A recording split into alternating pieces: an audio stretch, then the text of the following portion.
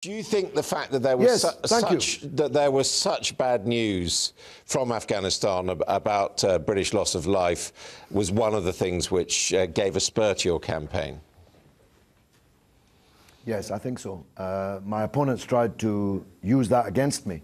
But, you know, most people agree with me that those 6 soldiers, 5 of them under the age of 21, who came back stiff and cold in boxes from Afghanistan to Yorkshire, soldiers from the Yorkshire Regiment, most people agree with me that they died in vain. The definition of in vain is pointless. And their deaths were, I'm sorry to say, entirely pointless. They have achieved no point. The war will end on the same terms it could have ended last week or last year or any year in the last 10 years.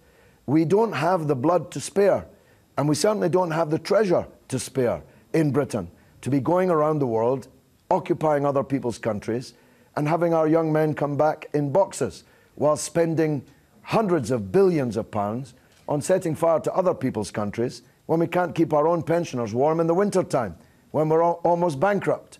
So I think one of the lessons of yesterday's election result is that Britain wants out of Afghanistan. And that's, of course, one of the points I'll be pressing when I return to the House of Commons when it reopens, God willing. What will you be saying about the fuel crisis, or the potential fuel crisis, the potential tanker strike? Do you support the Unite plans to strike, or do you think that it's unreasonable? No, I absolutely support trade union action to defend the wages and conditions of their members. That's what trade unions exist to do. I joined what is now Unite on Christmas Eve 1973, and I'm still a member today in compliance, in good standing.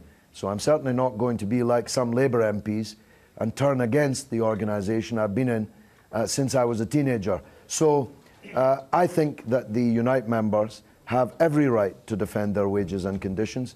The union should support them, and the party to which the union gives a very large sum of money every year should really do a bit more supporting them too. So what about your constituents? Should they be filling up their cars, putting a bit of petrol to one side, or not?